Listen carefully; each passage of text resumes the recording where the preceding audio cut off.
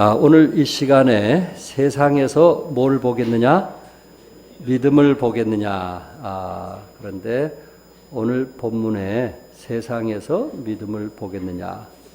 누가 올 때요? 인자가 올 때, 예수님이 이 땅에 올 때 세상에서 믿음을 보겠느냐?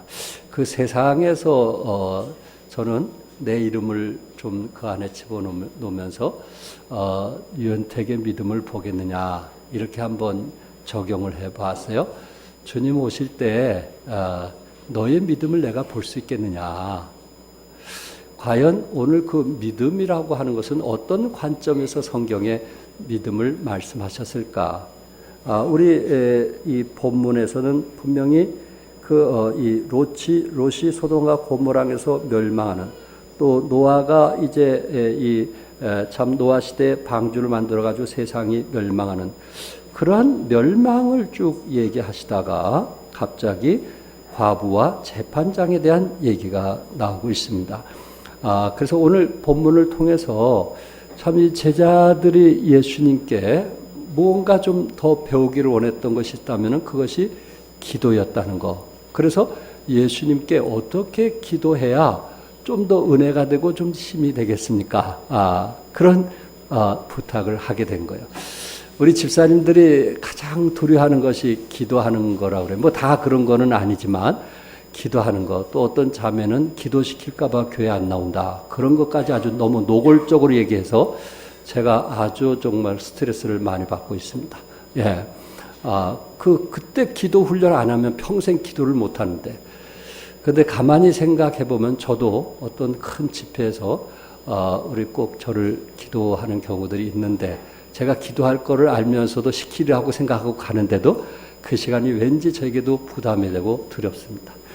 솔직한 심정은 제가 이곳 단에서 이제 40년쯤 목회를 하는데 처음 때 이 단에 설 때 그 두려움, 또 역시 지금도 두려워요. 굉장히 부담스러워요. 예, 어쩔 수 없는 것 같아요. 그래서 더 하나님을 의지하는 것이 아닌가라는 생각을 해보게 됩니다.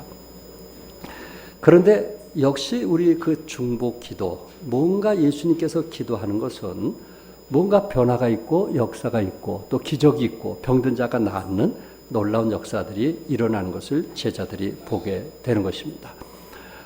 그래서 기독교인 심리학자 랜돌프 버드라고 하는 사람이 과연 중보 기도하면 이것이 병의 치료에 영향이 있을까? 과학적으로 한번 좀 증명해 보고 싶었다고 합니다. 그래서 393명의 심장질환 환자들을 두 그룹으로 나눠가지고 A팀, B팀을 해서 반으로 나눠서 한 팀은 그들이 이제 실제적으로 이 심장 질환자들로 인해서 고통당하는 그 일들을 구체적으로 그 병에 대해서 설명을 하고 기도 부탁을 했다고 합니다. 한쪽은 그냥 일반적으로 그들이 치료만 받도록 그렇게 했다고 합니다. 그런데 10개월이 지난 후에 계속해서 기도했던 그 A 그룹에서는 항생제 치료를 받아야 했던 사람의 수가 두 번째 그룹에 비해서 5분의 1 정도였다고 그래요. 숫자가 많이 줄은 거죠. 그리고 폐에 물이 고인 경우도 3분의 1가량이고 인공 호흡기를 대부분 달게 됐는데 A 그룹은 그 호흡기를 달지 않았다고 합니다. 그러면서 참 성도들의 이 중보 기도라는 것이 이렇게 힘이 있구나. 성도들의 그 중보 기도가 이런 놀라운 변화가 있구나 하고 이 심리학자인 랜돌프 버드는 그가 실제적으로 이 사건을 통해서 발표를 하게 되었습니다. 우리는 뭐 남들이 증명을 하던 하지 않던 하나님께서는 우리 기도에 응답을 이루어줄 것을 우리는 지금까지 믿고 살아왔습니다. 그래서 오늘 이 시간에 여러분과 내가 세상에서 너의 믿음을 보겠느냐, 우리 자신들이 한번 이름을 집어넣으면서 내가 그동안 정말 교회 그렇게 오래 다녔고 믿음으로 산다고 하면서 나는 믿음의 사람이냐, 나는 믿음의 사람이냐, 그렇지 않으면 지금 고민하고 근심하고 염려하는 거는 누구나 다 하는 거야. 그렇게 아예 그 현실적으로 그것을 받아들이면서 고민을 즐기고 있고 낙심하고 실망하는 것을 즐기면서 사는 사람도 있겠지만 우리 그리스도인은 그래서는 안 되는데 그러한 늪에서 내가 일어나려고 하면 어떻게 하겠느냐. 여기 제자들처럼 어떻게 해야 좀 회복할 수 있겠습니까? 어떻게 하면 이 문제를 좀 어떻게 하면 좀 면할 수 있겠습니까? 하는 좀 지혜로운 여러분과 내가 되었으면 하는 바람입니다. 첫째, 여기 기도할 때 하나님 아버지께 감사 기도로 시작을 하라고 했는데 누가복음 11장 1절 본문에서 조금 떠나서 같은 누가복음 11장 1절에 보면은 예수께서 한 곳에 기도하시고 마치심에 제자 중 하나가 여짜오되 주여 요한이 자기 제자들에게 기도 가르친 것 같이 우리에게도 가르쳐 주옵소서. 그러니까 그 사도 요한이 제자들에게 뭘 가르쳤어요?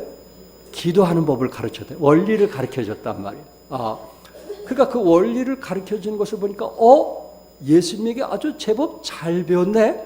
그러면서 제자들에게 저렇게 잘 가르치네. 나도 저 원리를 좀 배워서 나도 좀 그것을 사용하고 그리고 나의 제자들에게도 좀 가르치면 어떨까. 이렇게 제자들이 그런 생각을 가졌던 것 같아요. 그래서 예수님에게 요한이 제자들에게 기도 가르친 것처럼 우리에게도 좀 기도하는 법을 가르쳐 주시옵소서. 그렇게 예수님에게 부탁을 했던 것 같습니다. 어떤 집사님들은 이 기도시킬까봐 두려워서 처음으로 그 기독교 서점에 가서 기도하는 책을 사서 봤다는 얘기도 제가 듣고 있습니다. 결코 쉬운 일은 아닌데 그러나 예수님은 뭔가 제자들보다 다른 기도를 하게 되었고 그리고 그 당시에 유대인들은 하루에 몇 번씩 기도한지 아시죠? 하루에 3번. 이슬람교들은 하루에 5번. 야, 대단한 거 아니에요? 근데 유대인들은 하루에 3번씩 기도했어요. 그래서 그들은 늘 기도로 생활을 했고 기도를 많이 했다고 생각하는데 예수님이 기도하신 것과는 좀 다르더라 말이에요. 그리고 예수님의 기도는 뭔가 능력 있고 힘이 있는데 자기네들은 그 나름대로 하루에 3번 기도하면 뭔가 마음에 조금 편안도 있고 뭔가 또 우리가 했다라고 하는 그런 어떤 기쁨도 있는데 그러나 예수님이 기도한 것과는 뭔가 다르다라는 것을 생각을 하고 예수님 어떻게 기도했으면 좋겠습니까? 저 요한이 제자들에게 가르친 것처럼 우리에게도 좀 기도하는 법을 가르쳐 주시옵소서. 그래서 예수님께서 여러분들에게 그 유명한 주기도문 그것을 주님께서 어떻게 하면 좋다는 것을 말씀을 하고 있는 것입니다. 그래서 2절에 예수께서 이르시되 너희는 기도할 때 쭉 얘기하면서 이렇게 하라. 아버지여 이름이 거룩히 여김을 받으시오며 나라의 임하옵시며. 마태복음 6장 9절에서는 하늘에 계신 우리 아버지여 이름이 거룩히 여기심을 받으시오며. 주기도문을 제가 다 말씀드릴 수 없지만은 제일 먼저 저들은 하늘에 계신 우리 아버지여 이름이 거룩히 여기심을 받으시오며 이렇게 기도를 했단 말이에요. 그러니까 하나님을 누구라고 부르기 시작했어요? 아버지, 나의 아버지. 저는 지금까지 자라면서 아버지에게 감히 뭐 이렇게 껴안아 보지도 못했고요. 감히 눈을 마주쳐 보지도 못했어요. 사실 제 마음에는 좀 아버지를 한번 좀 껴안고 싶기도 하고 좀 친구처럼 이렇게 관계를 갖고 싶은 마음은 있었지만 이 어릴 때부터 그렇게 엄하게 자라가지고 이게 잘 안 되더라고요. 그런데 우리 하나님은 나의 아버지, 아버지요.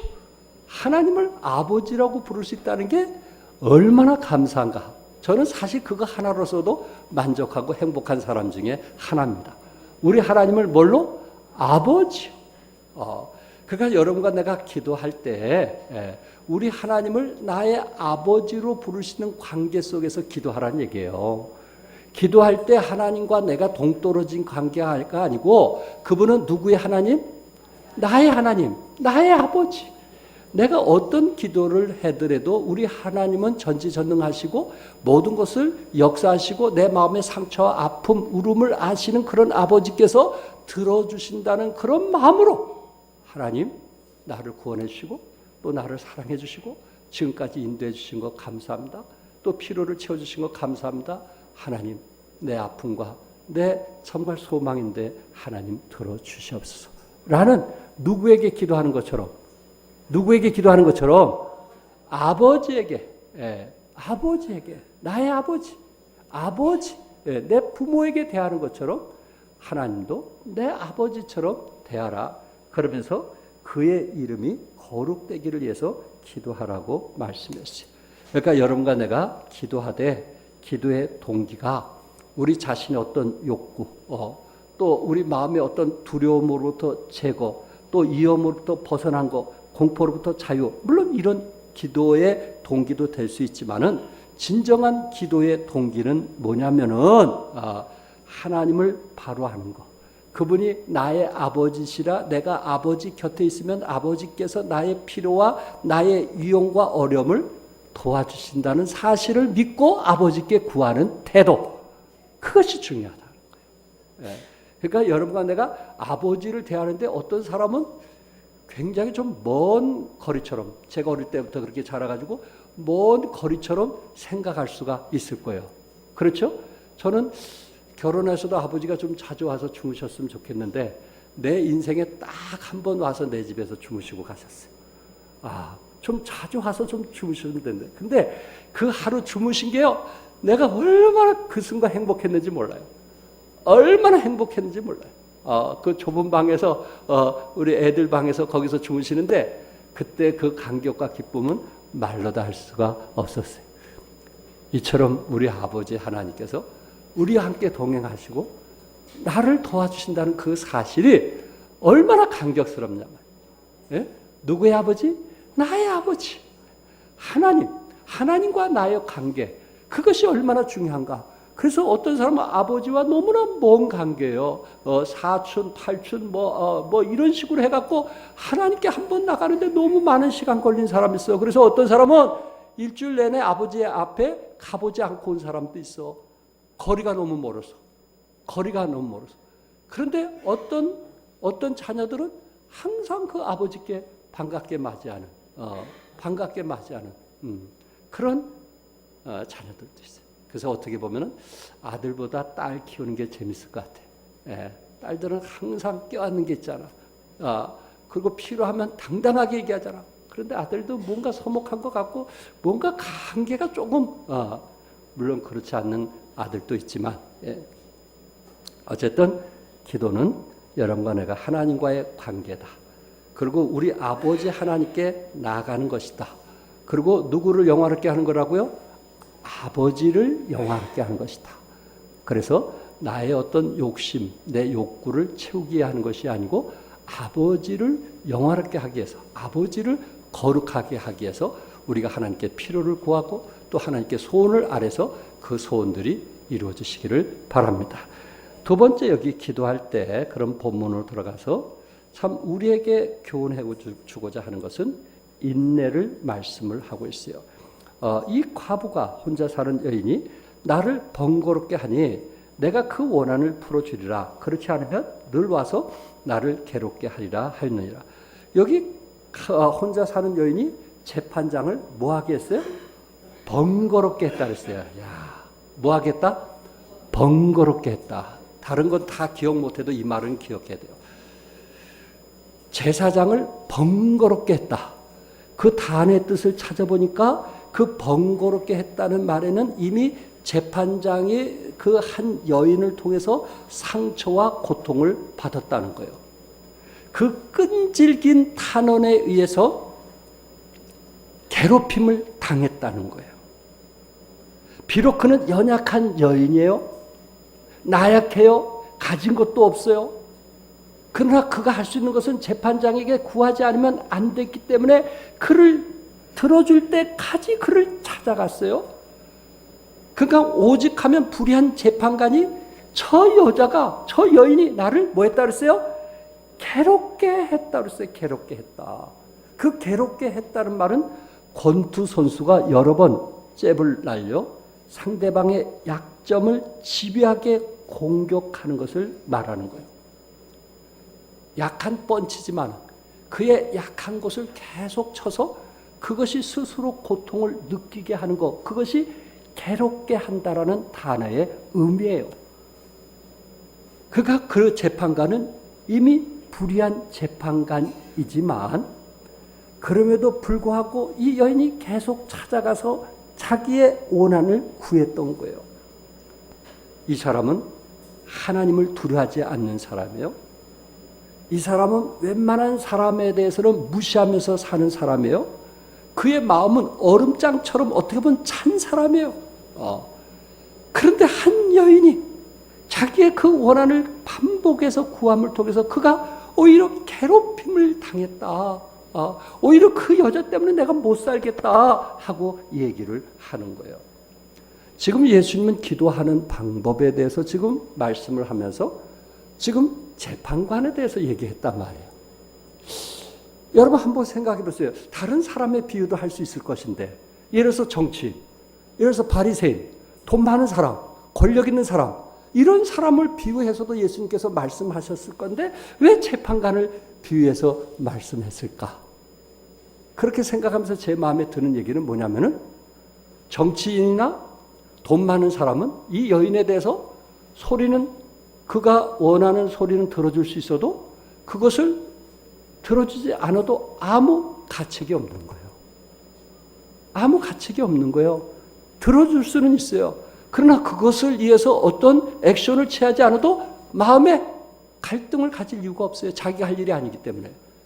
그러나 재판관은 반드시 해야 되는 거예요.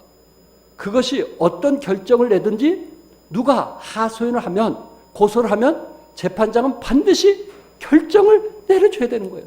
옳든지 그르든지 결정을 내려줘야 되는 거예요. 그게 누구의 일이에요? 재판관의 일이에요. 그렇구나. 그래서 예수님께서 재판관의 비유를 들으셨다는 것은 결국은 누구에 대한 비유인가? 하나님에 대한 지금 비유에 대한 얘기가 아닌가? 이 본문의 내용이 하나님은 우리가 어떤 하소연을 하든 뭐 해주셔야 되는 거예요? 들어주셔야 되는 거예요.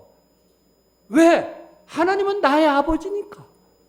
들어주든지 안 들어주든지 하나님은 결정을 해야만 되는 거예요. 그래서 오늘 본문 내용이 예수님께서 그래서 재판관으로 비유하셨구나. 그것도 무슨 재판? 불의한 재판관.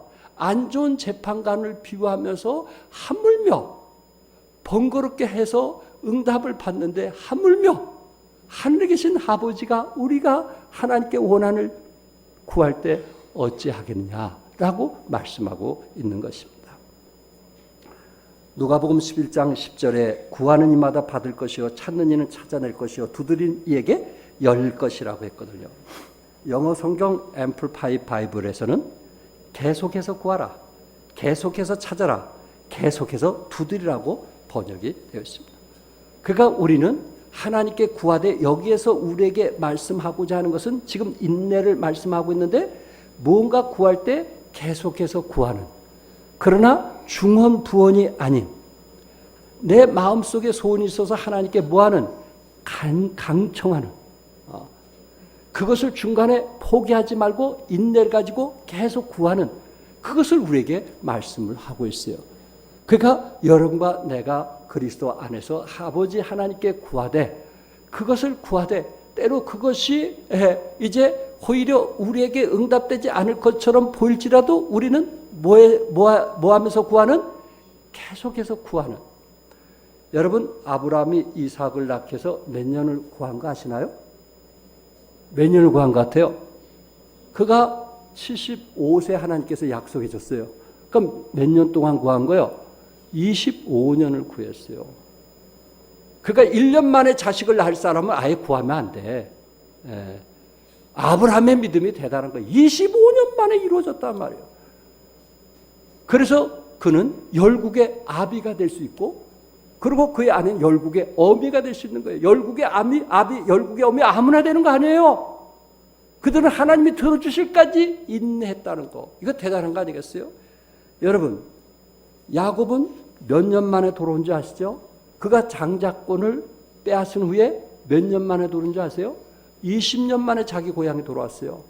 20년 만에 하나님께서 그를 거부가 되게 하신 거예요. 1년에 거부될 사람, 2년에 거부될 사람, 그 사람은 기도하면 안 돼. 야곱은 20년 만에 거부가 돼서 돌아왔어요. 하나님은 약속을 지켰어요? 안 지켰어요? 지키신 분이에요. 그 시간이 언제냐? 그건 중요하지 않아. 하나님은 반드시 우리에게 약속을 지키신 분이에요. 그거를 믿으면 되는 거예요. 우리는 시간 갖고 따져요. 그러나 하나님은 시간이 중요한 거 아니에요. 약속을 지키시는 분이에요. 모세는 40년 동안 미디안에서 광야에서 생활하다가 하나님이 그를 이스라엘 백성을 구원하는 지도자로 부르셨어요. 여기서 우리에게 뭘 가르쳐 주는지 아시죠? 인내. 인내. 왜 하나님께서 우리에게 인내를 가르쳐 주실까? 저는 가끔 그런 생각을 해보는 거예요. 당장 빨리 어떻게 좀 이루어졌으면 좋겠는데 왜 하나님은 나에게 이렇게 인내를 가르쳐 줄까? 이런 생각을 가질 때도 있어요. 물론 저에게 개인적으로도 큰아들을 위해서 기도할 때 한 번, 두 번 그런 경우도 저에게 있었어요. 첫째 며느리가 아이가 죽어서 수술을 해야 된다는 얘기를 들었을 때 저희 목사님들이 그때 모임을 가졌어요. 그래가지고 우리 그룹 모임에서 제가 죽은 아이 같은데 살려달라고 기도해달라고. 그래서 우리 목사님들이 같이 거기서 합심해서 기도했어요. 이미 며느리에게 들었지만 그래도 하나님의 손길이 좀 한번 닿게 해달라고 그렇게 기도했어요. 정말 좋은 소식을 듣게 한 거예요. 그러나 어떤 거는 1년, 어떤 거는 2년, 어떤 거는 짧은 시간에 응답해 줄 수 있지만 그것이 뭔가? 결국 그것은 그 인내 속에서 하나님께서 나를 빚어주고 훈련하는 것이 아닌가? 왜? 그것이 혹시 내 욕심이 아닌가? 그것이 내 생각이 아닌가? 남편을 이해한 것이라고 말하면서 아내를 이해한 것이라고 말하면서 그것이 혹시 내 욕심이 아닌가? 내 욕심이 아니면 내 마음이 편해져야 되는데 내 마음이 편하지가 않는 거예요. 좌절됐다가 낙심됐다가 이제 아무것도 의지할 것이 없다고 불평했다가 원망했다가 내 모습을 보면 그리스도 같지가 않아. 결국 그것이 뭔가? 하나님께서 나를 깨트리고 비우게 만들어서 하나님의 이름을 못되게 하는 거구나. 하나님의 이름을 거룩되게 하는 거구나. 내 남편을 위해서 기도할 때, 내 아내를 위해서 기도할 때, 내 가정을 위해서 기도할 때 바로 그것이 나를 빚어지고 하나님의 이름이 거룩되게 하기 위해서 하나님께서 그때까지 기다리게 하시는구나 하는 것을 목회하면서 하나님이 나를 빚어지고 깨닫게 하셨다라고 말씀을 드릴 수 있습니다. 그러면서도 하나님은 우리에게 기도를 포기하라 했어요. 포기하지 말라. 포기하라, 포기하지 말라. 그러면서도 포기하지 말라. 인내하면서 끝까지 하나님을 의지하는 것을 네가 좀 보여주라. 그래야 네가 정말 하나님을 의지하는 사람이 아니냐. 아브라함은 자식을 위해서 25년 동안 그런데도 얼마나 기도했느냐. 누가복음 21장 19절에 너희의 인내로 너희 영혼을 얻으리라. 그렇구나. 인내로 사람을 얻는구나. 인내로 남편을 얻는구나. 인내로 아내를 얻는구나. 인내로 자식을 얻는구나. 내 자식이라 할지라도 내가 가장 사랑했던 사람이 내 마음을 힘들게 하고 어렵게 했던 것처럼 거기서는 인내가 결국은 얻게 되는구나 하는 것을 깨닫게 해주고 있습니다. 여러분이 잘 알고 있는 바람과 함께 사라지다라는 소설 기억할 것입니다. 제 아내는 한 10번 이상 본 것 같아요. 그렇게 멋있다는 거예요. 그렇게 나를 비유해서 얘기하는지 꼭 나를 좀 보라는 듯이 얘기하는 것 같아서 저는 잘 안 보는데, 이 저자인 마거릿 미첼이라는 사람이 이제 어느 날 그 건강이 안 좋고 절름발이가 된 후로 그가 글을 좀 쓸 줄 아니까 소설을 쓰기 시작을 했다고 합니다. 7년 동안, 대단한 거죠. 그 연도 7년 동안 그 소설을 써가지고 이제 여러 출판사를 이제 찾아다녔다고 그래요. 그런데 출판사마다 이분이 유명세를 탄 사람이 아니니까 혹시 당신 책 만들다가 우리 출판사가 망할까봐 거절하는 거예요. 계속 거절하는 거예요. 그래서 그가 7년 동안 쓴 것을 갖고 이걸 내려놔야 되는가, 포기를 해야 되는가, 나만이 즐기는 것으로 끝내야 되는가 그런 생각을 가졌는데 그 동네에 맥밀런 출판사의 사장이 그곳에 잠깐 들렸다가 기차를 타고 출장을 다른 곳으로 또 간다는 이야기를 듣게 되었어요. 그래서 이분이 그 기차를 탈 때 기차역에 그 보따리 하나를 싸들고 그리고 그 사장에게 건네주면서 간청을 한 거예요. 제발 한 번만, 두 번도 아닌 딱 한 번만 읽어달라고 간청을 했다고 합니다. 그런데 역시나 다를까 그 사장이 별로 신통하게 생각지 않고 주니까 성의를 생각해서 한쪽 옆에다 두고 간 거예요. 한참 가고 있는데 전보가 온 거예요. 그 누군 전보가 뭔가 했더니 그 자기에게 주었던 미첼라라고 하는 그 여인이 온 전보예요. 혹시 안 보셨으면 한 번만 봐주세요. 한 번만. 기차를 통해서 거기서 좀 쉬고 싶은데 2-3시간 또 좀 지나면 또 그 시간에 전보가 계속 그러다가 자기 집에 갈 때 집에까지 전보가 왔다고 합니다. 그래서 이 여자가 어떤 소설이길래 나를 이렇게 번거롭게 하냐, 나를 이렇게 못살게 하느냐 그래가지고 그 소설을 읽기 시작하는데 이분이 밤을 새면서 이거 너무 재밌어가지고 그래가지고 그 책을 출판하게 됐고 영화로 나오게 됐어요. 바람과 함께 살았다. 아주 재밌어요. 노래를 좋아하는 사람은 정말 재밌어요. 예. 아이들이 노래로서 국경을 넘는 아름다운 이야기들입니다. 저도 감동적으로 보았던 그런 영화였어요. 이 여인의 그 간청, 이 여인이 그 사장의 마음을 번거롭게 하지 않았다면 가능할 수 있었을까? 레이슨 사장은 이렇게 말하는 거예요. 그녀의 진념에 감동해서 원고를 읽었다라고 말하고 있어요. 그녀의 진념에 감동을 받았다고 말씀을 했습니다. 미첼은 적어도 하루에 한 번씩 전보를 보냈고 또한 몇 시간마다 한 번씩 전보를 보냈지만 여러분과 나는 아침, 점심, 저녁 뭔가 하나님께 뭐하는? 구하는, 하나님께 간청하는, 에스더처럼 뭐하면 뭐하리라? 죽으면 죽으리라고 하고 금식기도 하면서 간청하는, 그리고 그것을 인내하는 그런 것들이 우리에게 주는 교훈이 아닌가. 내 마음속에 그런 강한 원함이 있느냐 말이에요. 이 여인은 강한 원함이 있었거든요. 그렇기 때문에 불의한 재판관이든 누구든 그게 중요한 게 아니에요. 그는 그에게 찾아가서 간청을 했던 것입니다. 우리 마음속에 그런 원함이 있는가? 그런 강한 원함이 있는가? 그 강한 원함이 있다면 그것을 가지고 남들을 비난하고 비판하고 그런 쪽으로 사용했는가? 그렇다면 내가 이것을 하나님께 몰아가면서 하나님께 간구하는 것으로 사용했는가? 원함은 있는데 필요는 있는 것 같은데 뭔가 간청하지 않는 그런 모습들을 우리는 보일 수도 있다는 말씀입니다. 그러므로 우리는 뭐하자? 간청하자. 인내를 가지고 간청하자. 그것이 일주일에 끝나든 그것이 한 달에 끝나든 1년에 끝나든 아니 그것이 나에게 꼭 필요한 원함이라면 그것이 나에게 꼭 필요한 원함이라면 또한 부모가 자식을 위해서 꼭 필요한 원함이라면 우리는 하나님께 간청하는 그것이 우리에게 필요하지 않겠는가. 그러면서 세 번째 여기서 우리에게 주는 교훈은 낙심하지 말아야 된다는 것입니다.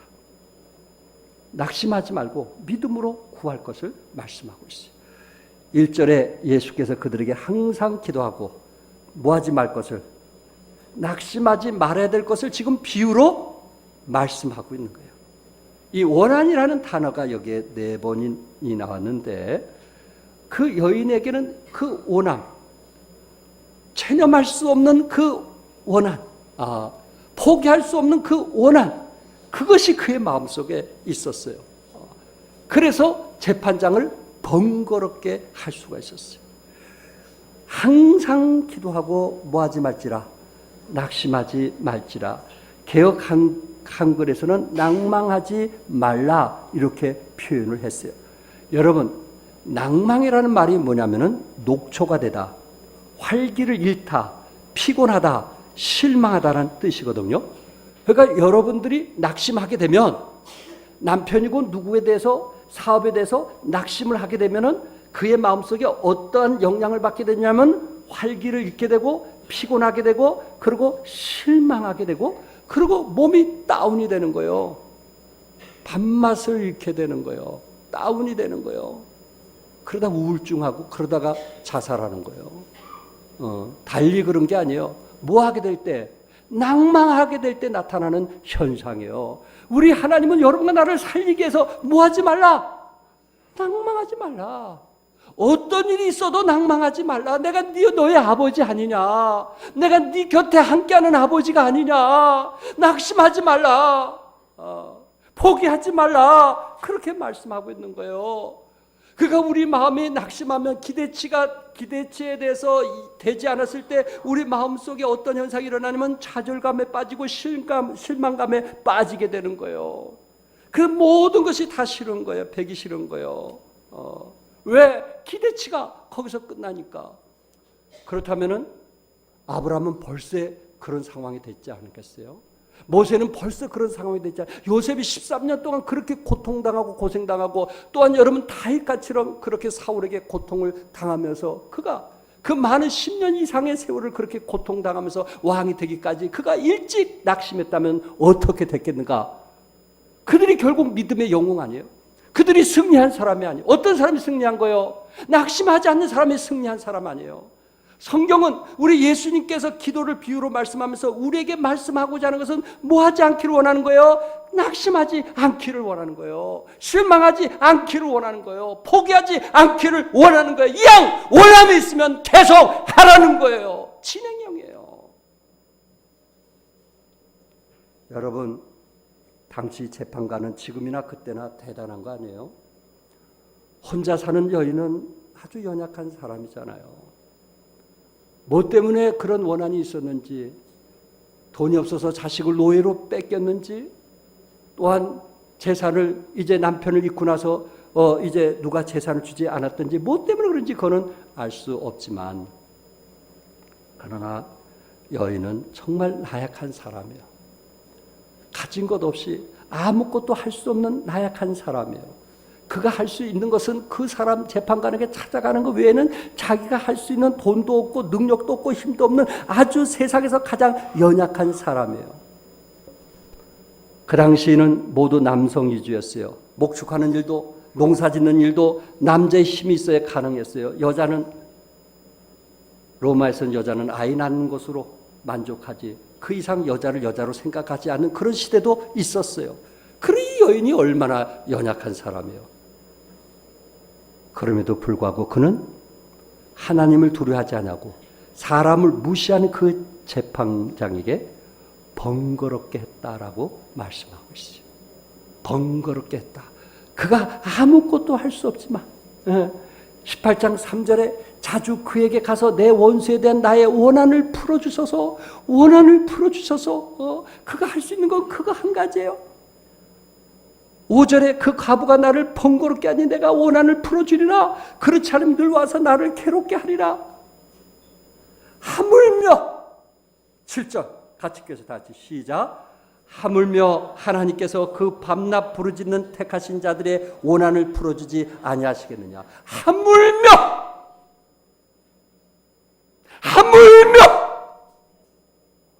좌절되고 실망하고 낙심한 여러분들에게 하물며 그 말씀을 지금 하고자 하는 거예요. 이 말씀을 예수님이 지금 하고자 하는 거예요. 하물며 내가 너희들을 도와주지 않겠느냐. 하물며 너희들의 필요를 도와주지 않겠느냐. 그러니까 낙심만 하지 말라. 포기만 하지 말라. 그리고 낙심하고 실망하지 말라. 나를 의지하고 다시 일어서라. 그 상황이 어떠든. 이 여인은 상황으로 볼 땐 더 이상 아무것도 할 수 없는 거 아니겠어요? 그러니까 나를 의지하라. 밤낮 부르짖는 기도. 물론 여기서 밤낮 부르짖었다는 것은 시간도 말할 수 있겠지만, 그러나 하나님께서 그 밤낮 부르짖는 택하신 자들의 원한을 풀어주지 아니하시겠느냐라는 그 말씀, 밤낮, 그것은 여러분과 내가 몰두하는 거예요. 몰입해서 한번 기도해보자는 말씀이에요. 우리 성경에 보면 대부분 어려운 문제가 있을 때 그 기도에 뭐 했어요? 금식하고 베옷을 입고 몰입했던 것을 여러분들이 구약시대에 그 메시지를 들으면서 기억하실 거예요. 몰입. 정신일도 하사불성. 정신을 한 곳에 모으면 어떤 일도 이루어진다라는 말이 있어요. 한 나라에 이광이라는 사람이 있는데 이 사람은 말을 잘 타고 활을 잘 쏘는 용장으로 유명해서 황제가 시종 무관이 되도록 했어요. 근데 어느 날 어두컴컴할 때, 약간 어두컴컴할 때 저 한쪽에서 시커먼 곰이 그 왕을 꼭 잡아 먹을 것 같은 느낌이 왔던 것입니다. 그가 그 이광이 활을 쐈어요. 그런데 전혀 움직이지 않은 거예요. 그래서 왕하고 같이 가까이 가보니까 그게 바위예요. 바위를 뚫은 거예요. 와. 그래서 왕이 웃으면서 네가 바위를 뚫다니 화살로? 그래서 다시 쏴보라고 그런 거예요. 근데 아무리 쏴도 안 되는 거예요. 이 사람은, 이광이라는 사람은 왕을 살리기 위해서 자기 모든 정신을 집중하고 거기에 온 신경을 썼던 것입니다. 몰입했던 거예요. 그 결과 무엇을 뚫었어요? 바위를 뚫었던 것입니다. 그 후에 그 단어가 중석몰촉이라는 한문으로 사용하고 있습니다. 여러분, 기도할 때 밤낮 부르짖으라는 것은 뭐 하는 거예요? 몰입하라는 거예요. 몰입하라는 거예요. 현직 교사인 유미연 씨가 쓴 넌 죽어라고 공부하니 난 집중해서 공부한다. 죽으라고 공부해도 안 되는 사람 있죠? 진짜 죽으라고 공부하는 것 같아. 불쌍해. 그런데 뭐 하는 게 더 빠른 거예요? 몰입해서 하는 게 더 빠른 거예요. 집중해서 하는 게 빠른 거예요. 우리 윤자 회장 탁구 치다가 좀 다쳤는데 우리 탁구 칠 때 자매들은 뭐라 그러는지 아세요? 주위에 있는 관객들이 시끄러우면 시끄러워! 탁구가 안 돼! 그러는 거예요. 근데 본인들이 관객이 될 때는 뭐 할까요? 수다 떠는 거예요, 또. 근데 탁구할 때 뭐 해야 돼요? 몰입하는 거예요. 예. 여러분, 우리나라 컬링 아주 유명하죠? 어땠어요? 그 주위에 있는 사람 뭐 해줘야 돼요? 조용한 거예요. 어떻게 되는지 모르겠어요, 지금. 조용한 거예요. 몰입하는 거예요. 몰입하게 하는 거예요. 세상 사람들도 뭐 하는 거예요? 몰입하는 거예요. 골프 칠 때 그 많은 군중들이 따르지만 칠 때는 뭐 하는 거예요? 다 조용하는 거예요. 몰입해 주는 거예요. 그래서 거기에 집중력을 가지고 좋은 점수를 내는 거예요. 세상도 다 그래요. 세상도 다 그래요. TV 드라마 볼 때도 몰입하는 거예요. 남편이 뭐 하면 좀 커피 좀 갖고 오라면 얘 꼭 그냥 좋은 거 볼 때만 시킨다고 막 누가 그러더라고 진짜. 그런데니까 좀 집중해서 보고 싶다는 거 이해가 되죠. 하물며 우리가 살아계신 하나님께 기도할 때 뭐 해야 돼요? 집중 기도하는 거예요. 몰입해서 기도하는 거예요. 24시간이 아니라도 단 30분, 10분이라도 몰입해서 기도하는 거예요. 핸드폰 놓고 그거 문자 치면서 무슨 기도가 돼요? 전화 다 받으면서 무슨 기도가 돼요? 몰입해서 기도하는 거예요. 집중해서 기도하는 거예요. 여기 하나님의 능력과 역사가 나타나는 거예요. 여러분이 정말 이거는 몰입해서 기도해야 되겠다 할 때 여러분들이 제일 좋은 드라마는 끄고 기도하는 거. 그게 몰입해서 기도하는 거 아니에요? 여러분이 꼭 가고 싶은 거 그거 딱 끊고 기도하는 거. 그게 몰입해서 기도하는 거 아니에요? 여러분이 즐긴 거 하루 쉬고 기도하는 거. 그게 몰입해서 기도하는 거 아니에요? 여러분 나는 그거를 많이 경험을 했을 거예요. 바로 몰입해서 기도하는 거를 원하는 거예요. 고광상 작사 작곡, 이분이 선교사인데 이분이 이런 찬송을 작사 작곡했어요. 기도할 수 있는데 왜 걱정하십니까? 기도하면서 왜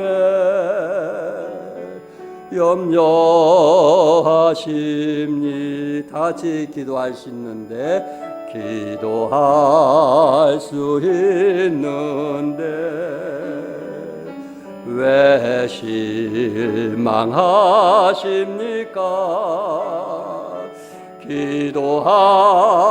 기도하면서 왜 방황하심니 주님 앞에 무릎 꿇고 주님 앞에 무릎 꿇고 간구해 보세요. 마음을 정결하게 뜻을 다하여 기도할 수 있는데 왜 걱정하십니까? 기도하면서 왜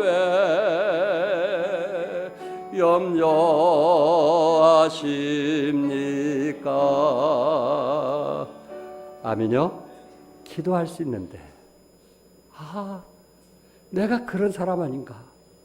내가 다시 올 때 유엔태 너 믿음을 보겠느냐? 다시 말해서 얼마나 인내하고 이 일을 위해서 포기하지 않고 기도했느냐? 나를 믿고 얼만큼 기도했느냐? 그렇다면 네 마음이 좀 내적으로는 편안히 있어야 되지 않겠느냐? 나를 의지하는 마음에서 좀 쉼이 있어야 되지 않겠는가? 왜? 내 아버지가 계시니까. 그런데 지금 내 상황은 우리 하나님이 안 계신 것 같아. 모든 게 다 절망적이고 모든 게 다 모든 일이 다 내려놓은 것처럼 그렇게 살면 되겠느냐? 주님 앞에 무릎 꿇고 간구해 보세요. 마음을 정결하게 뜻을 다하여 기도할 수 있는데 왜 걱정하세요? 저에게 주는 말씀인 것 같습니다. 8절의 결론적으로 내가 너에게 이루노니 속히 그 원한을 풀어주리라. 그러나 인자가 올 때 세상에서 무엇을 보겠느냐? 믿음을 보겠느냐? 계속해서 기도하겠느냐? 어린아이가 교회 건물 위에 십자가를 보면서 아버지 저 교회는 더하기를 하는가 봐요. 이해되죠? 그러니까 아버지가 구걸하려고 그러는 거야. 교회 가는 사람은 구걸하는 사람이야. 왜? 저 플러스는 보태달라고 하는 말이야. 예전에 더하기를 뭐라 했어요? 보태기라고 했어요. 보태기. 보는 관점에 따라서 내 유익을 위해서 보느냐 믿음으로 보느냐에 따라서 다르다는 거예요. 도로에서 교통사고가 나면 미국에서는 경찰관이 제일 먼저 나타나 수습을 한다고 합니다. 그런데 일본에서는 보험회사 직원이 달려와 환자를 응급처치하고 보상 조치를 한다고 합니다. 물론 한국도 조금 많이 변화됐지만은 그러나 한국에서는 뭐가 제일 먼저 나타나요? 견인차가 제일 먼저 나타나요. 무엇을 하든지 이익을 챙기는 자신의 유익을 하나님의 이름을 내가 지금 거룩해 하기 위해서 기도했는가? 내 자신의 이익을 위해서 했는가라고 한번 생각해 볼 수 있는 메시지가 아닌가. 존 맥스웰은 사람은 무엇으로 성장한가라는 책에서 자존심보다는 자존감을 높이라는 이야기를 했어요. 우리 자신의 자존심보다는 뭘 높여라? 자존감을 높여라. 이 자존심은 사람에게 보이게 한 거거든요. 누가 나를 어떻게 볼까? 그래서 그게 자존심이 상하고 낙심하고 실망하는 거예요. 근데 자존감은 사람과의 관계보다는 이 내 자신의 내적인 풍성한 삶이기 때문에 자존감이 높은 사람은 내 밖에 어떤 일이 있어도 그것을 잘 이겨내고 감당하게 됩니다. 그러면서 그분이 한 얘기 중에 아주 의미 있는 얘기 있어요. 다른 사람들이 이래라 저래라 하는 말을 다 받아들일 필요가 없다라고 했어요. 이래라 저래라 말을 다 뭐 할 필요 없다? 받아들일 필요가 없다. 그러면서 스스로 자신의 가치를 낮게 평가하면 세상도 당신을 딱 그만큼의 가치로 평가한다. 내가 자존심이 상하다고 나 자신을 낮게 평가하면 세상도 나를 그렇게 뭐한다? 낮게 평가하는 거예요. 우리 하나님은 자존감을 높이길 원하고 있어요. 믿음 안에서 우리 자존감을 높이길 원하고 있어요. 하나님께서는 아버지로서 우리의 기도를 응답해 주신다고 말씀했어요. 그러니 물론 마음도 상하고 힘들 수도 있지만 나를 의지하면서 다시 일어나라. 나를 의지하면서 용기를 얻어라. 힘을 얻어라. 그리고 내가 하나님 사랑합니다 고백하라. 그럴 때 다시 나에게 구하라. 인내하라 라고 말씀하는 거예요. 포기하지 말라. 낭망하지 말라. 결국 그것은 네 마음에 더 많은 상처와 아픔이 있으니 딛고 일어나라 하는 메시지를 우리에게 주고 있는 거예요. 믿음이란 헬라어로 피스틴. 이것은 믿음이라고도 할 수 있고 믿는 자로 번역할 수도 있다고 합니다. 다시 말해서 인자가 올 때 세상에서 믿는 자를 보겠느냐. 인자가 올 때 세상에서 너희의 믿는 자를 내가 볼 수 있겠느냐. 그것을 우리는 답변을 해야 돼요. 그것을 우리는 답변을 해야 됩니다. 사랑하는 성도 여러분, 아무리 힘들고 어려울지라도 우리 스스로 자학하거나 우리 스스로 좌절감이나 낙담하지 않기를 주님의 이름으로 축복합니다.